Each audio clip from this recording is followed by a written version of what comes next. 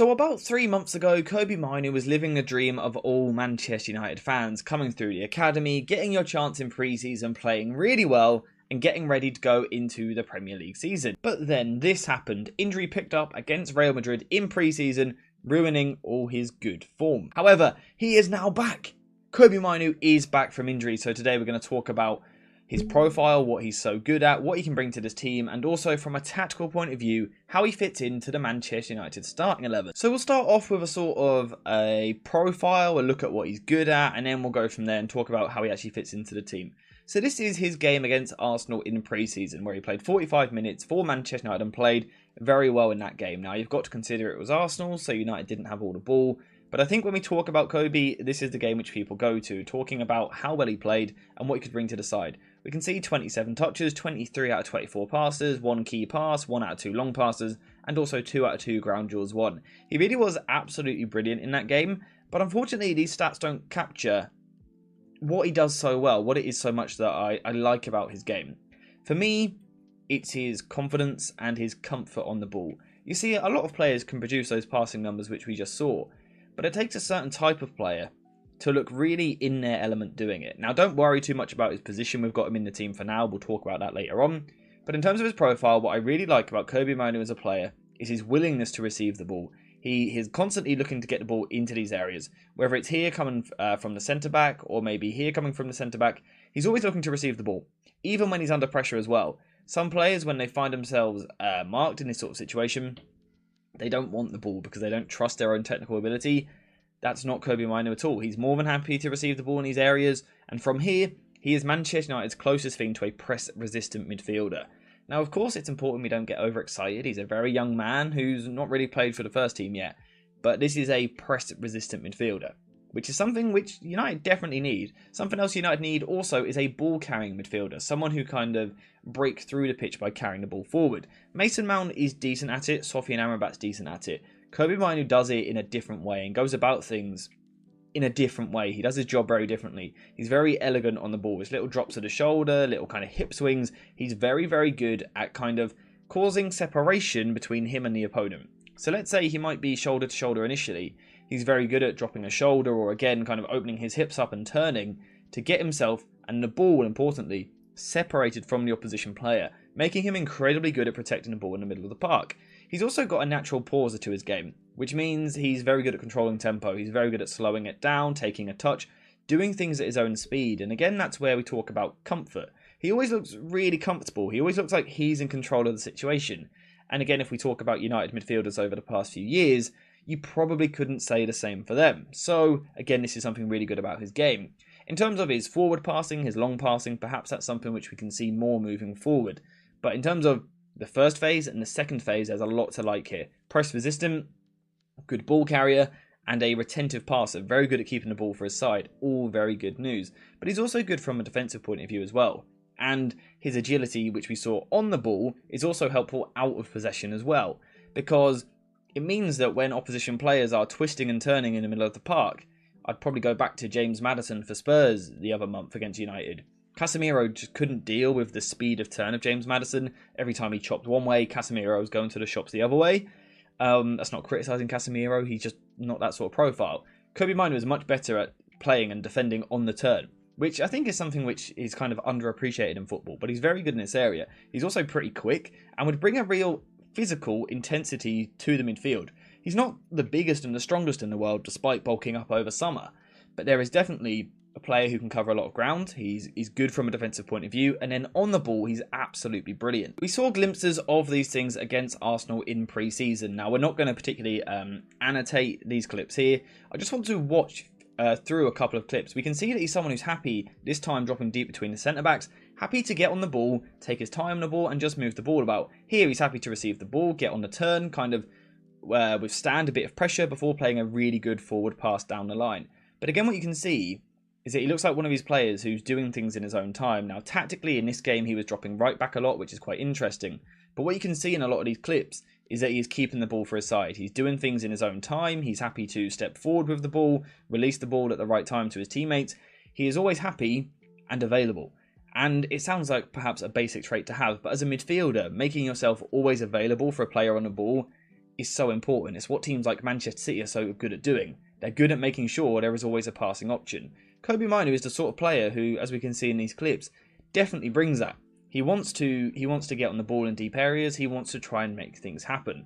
So the question now is, how does that work from a tactical point of view? So before we continue into the video, a quick shout out to today's video sponsor, JerseyFifa.com, the home of all of the greatest football kits. Whether that be the new latest releases or the old classic ones like this, Jersey FIFA has something for everyone, and now you can check it out yourself using the link in the description down below. And also make sure to use code JerseyFifa for 10% off when you order. So probably the first thing which we need to point out is it is unlikely that KOBBIE MAINOO comes into the side and starts every game for the rest of the season. Realistically, I'd imagine he's going to be used in the Carabao Cup, in the FA Cup, and here and there in the Premier League, particularly during the busy spells.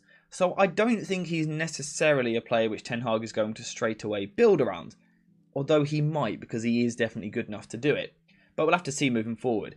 Tactically, there's probably two main options. A lot of people talk about KOBBIE MAINOO and his future moving forward as being a 6, a holding midfielder, a pivot, someone who sits deep, dictates the play, and is the fulcrum for the team. Everything goes through them. Is KOBBIE MAINOO capable of doing that? Short and sweet answer, yes. A bit more in-depth answer, it comes with its downsides. Like I've said already, KOBBIE MAINOO is not the biggest player in the world, and if we were, for example, putting him in a midfield with Mason Mount and Bruno Fernandes, you would certainly question the physicality. I also think, whilst he may be an incredible young talent with a huge future ahead of him, it is risky to put so much pressure on such young shoulders. Asking a very, very young player to come into the team and again be the heartbeat of the side, that is quite a lot of pressure. So could he play as a 6? Yes. Could he do that in the future, in the long term? Yes. But I actually think he might be more of an 8. A second phase specialist who drops in and also helps in the first phase. To perhaps compare him to a midfielder, a player he could become similar to, Frenkie de Jong. You know, that guy which Ten Hag was desperate to sign last year. United might have made a similar player here. Now, of course, again, we need to manage expectations. He's nowhere near as good as Frenkie de Jong yet. But in terms of profile, I certainly see similarities. So perhaps coupled in midfield with someone like Sofyan Amrabat, this could work quite nicely. Sofyan Amrabat is much more experienced, has a lot of leadership qualities, is physical, good from a defensive point of view, but also good on the ball as well. Meaning that KOBBIE MAINOO doesn't always have to drop in, but when he does, he's a real asset to the side. So let's say United are trying to play the ball out from the back. The opposition are going to go in a man-to-man press. What system should we go for? Let's say the opposition are pressing something like this, right? So perhaps one of the centre-backs or one of the full-backs is being really aggressive, making life quite difficult for United at the back. And Sofyan Amrabat, our 6 here, is initially marked under a bit of pressure. KOBBIE MAINOO is the sort of player who is now capable of dropping into these areas, getting the ball, of course, being tracked the whole time, but then dropping the shoulder and going the other way. This is something which United do not have in their midfield.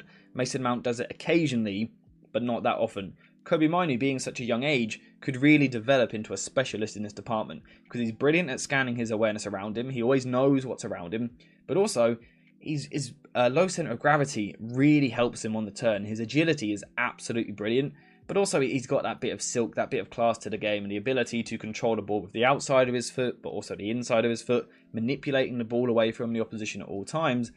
Like I've said already, it makes him press resistant, and that could be perfect. We know how Ten Hag used Frenkie de Jong for Ajax all those years ago. We could see something similar here. In terms of further up the pitch in sustained possession, we've seen already in pre-season that at times he likes to drop into a back 3. Something Sofyan Amrabat does already. So it would be interesting to see how that dynamic works. Perhaps both the fullbacks push forward. Perhaps we now see a Mason Mount on the right wing coming inside, something like this. Could we start to see perhaps a back 3 which at times works like this a little bit? A Maguire, Amrabat, Raphael Varane back 3 based on current fitness problems with KOBBIE MAINOO in front of them. You know, in sustained possession, this is when the opposition are much deeper, much further back, trying to defend and make it difficult to break them down. Having the likes of Amrabat and KOBBIE MAINOO also kind of managing tempo and trying to push and probe and pull strings in the middle of the park could be really nice. And also, like we've said already, it allows you to get Bruno Fernandes in the team, Mason Mount in the side. It's starting to lead to something quite nice. Of course, there's different rotations we could see of this as well. We could see something more like this. But again, KOBBIE MAINOO is a player, and I think this is something which Ten Hag really values. He's a player who can fit different rotations. We saw in that Arsenal game in pre-season, he spent a lot of the game at right back. But we also saw in pre-season against Leeds and also Lyon that he was much more central, much more of a 6. We've seen in the academy he can play as an 8 pushing forward. I think there's a lot to like about him. I think he also played as a 10 for United in one of the games last season when he came on as a substitute. I think profile-wise, he suits those rotations which Ten Hag really likes. And that's why, we saw a confetti earlier on, it's why I'm so excited about him coming back into the team. Now, I think it's important we manage expectations. This is a young guy who's barely played any first-team football, especially at competitive level. We've rarely ever seen it. So I really doubt that he comes back from injury and completely transforms this United side, right? Because I doubt he breaks straight back into the first team. However, give him a bit of time, use him here and there, and there's such an unbelievably good talent here. I'm so excited about this guy and what he could become for United. I think this profile of midfielder which he brings is almost perfect for what United need. So give him a bit of time, patience, get him in the right environment, get the right people around him. He needs a bit of luck with injury, which he hasn't had so far, to be fair. But there's an unbelievably good talent here. In terms of midfielders in this age bracket, he's probably my favourite, which is all I really need to say. So that's why I'm super excited. It's why you guys should be super excited as well. But let me know, what are your expectations?